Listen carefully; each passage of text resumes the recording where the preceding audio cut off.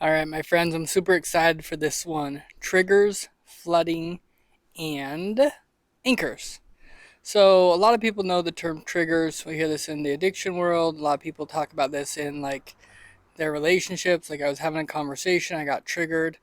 The idea of a trigger is something that activates something inside of you from the past, whether that's a thought process or an emotional state. A simple way to think of this is we hear this idea of like when you walk in and you smell fresh baked cookies or grandma's banana bread or, right, you have this smell of cinnamon and it takes your mind back to a previous time, right? It triggers, it activates something old. A lot of times for men, we're triggered into anger, we're triggered into that kind of fight or flight mode. And what can happen is it can take us a level further where that trigger can lead to what I call flooding. John Gottman, one of the leading experts in couples and research around what happens between couples, says the research shows men are most likely to get flooded, which means like completely overwhelmed, and we typically go into anger. And so you can be triggered into all sorts of emotions. You can be triggered into lust, you can be triggered into fantasy, you can be triggered into sadness.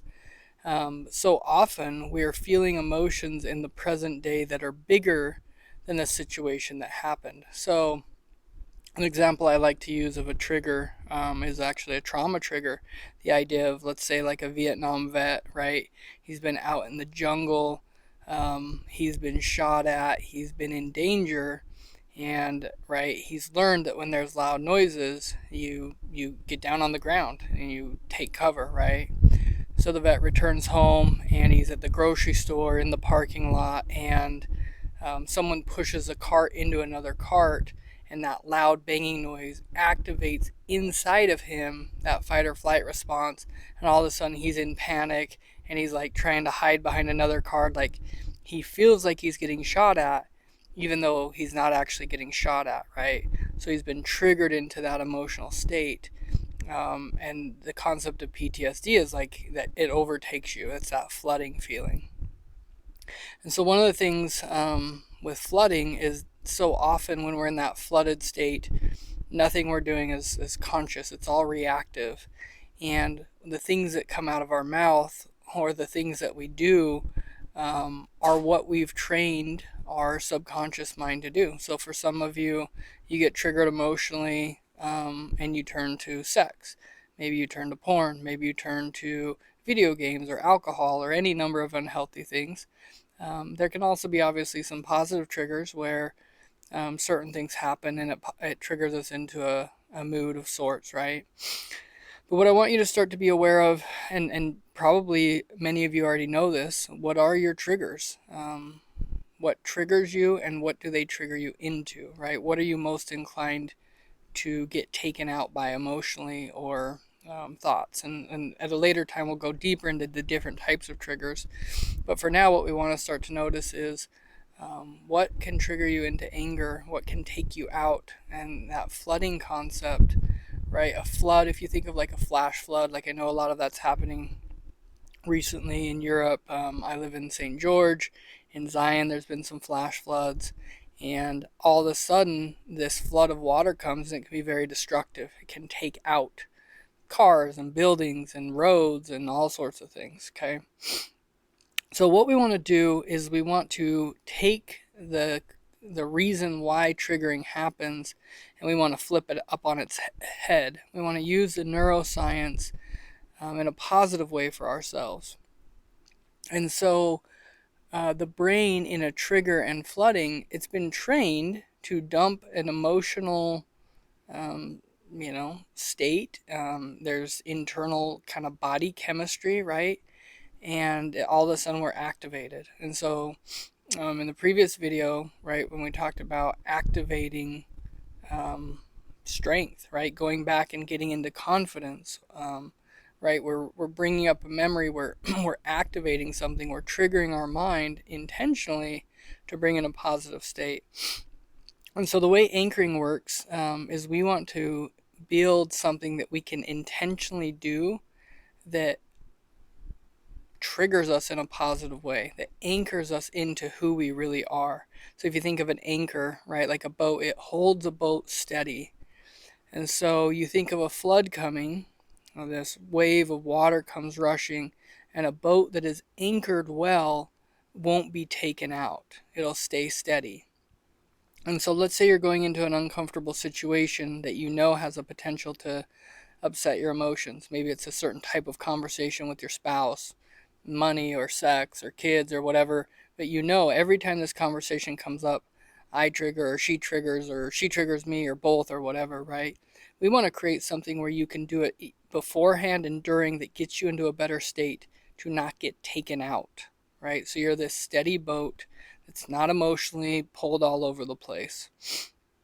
And so I have several triggers. I actually created I have several anchors. I actually created one before I even understood the concept, but years ago I started running because I didn't like running and I needed to challenge myself and I wanted to get kind of this mental toughness and this warrior mentality, so I started running.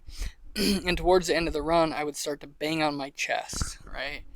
I go and I go, come on Austin. I go, come on Austin. And I've done this over time so many times that even now, like as I did that as an example, like I can feel adrenaline like starting to course through my body. Like I feel more energy. And I've done this so many times that all I have to do is intentionally do that and I will feel differently, right?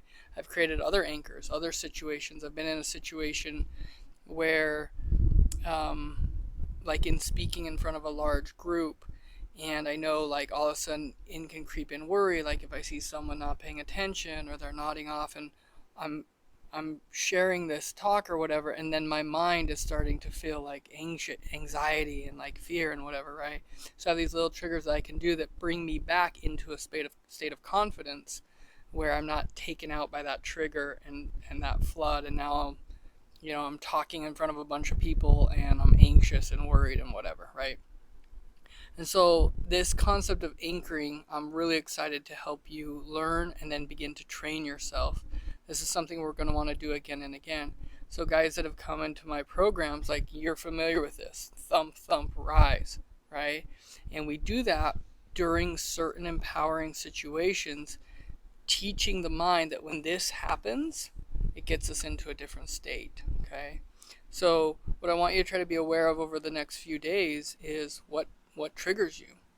What are the things that can create even a flood where you completely kind of lose yourself, right? We've all had those situations where we get done with a conversation and we said or did a bunch of things that we didn't mean because we weren't in our right mind, right? And so we need to find a way to stay connected to us. And that's part of this king mentality, is knowing the things that can knock us off course and anchoring ourselves to our values, to who we want to be in those situations. And so for today, I want you to just start to get this awareness. What are the situations that normally mess me up, that if I had a strong anchor to keep me connected to me, that's something I could even say or do or think, right, that gets me into that. So that concept of warrior chemistry plays into that, right?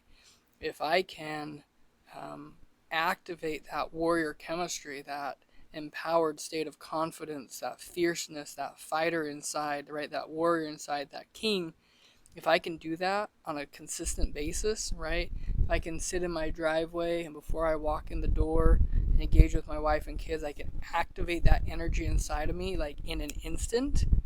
That's what we're after, right? So yesterday, me and my wife were on a car ride home and we started a conversation and we weren't looking at each other, and I didn't realize she had triggered and got flooded.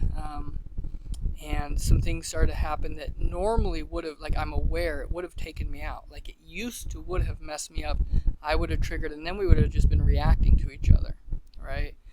But I've done a lot of work. So when she got triggered, even though I didn't know it because I wasn't looking at her, nothing happened for me. It wasn't me managing, like, oh shiz, like, I'm feeling all this stress, just don't react.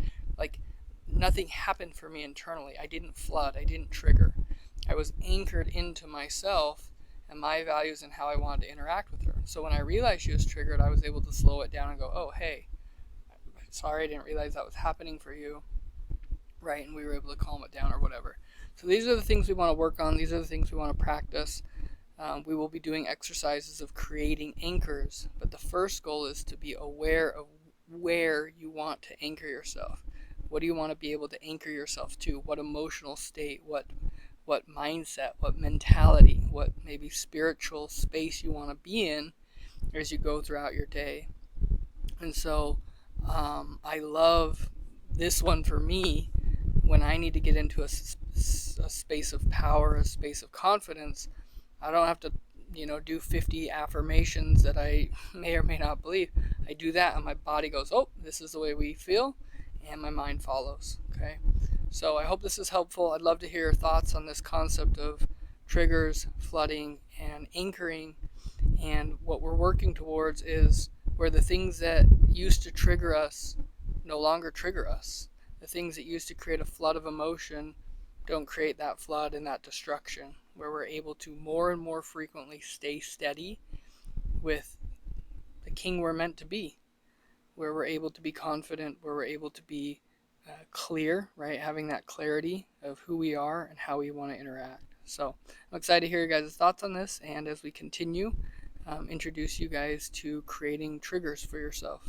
Yeah, it's creating positive triggers, anchors for yourselves, and fighting off those negative triggers that have held us back in the past. So awesome, guys. Looking forward to hearing your thoughts on this.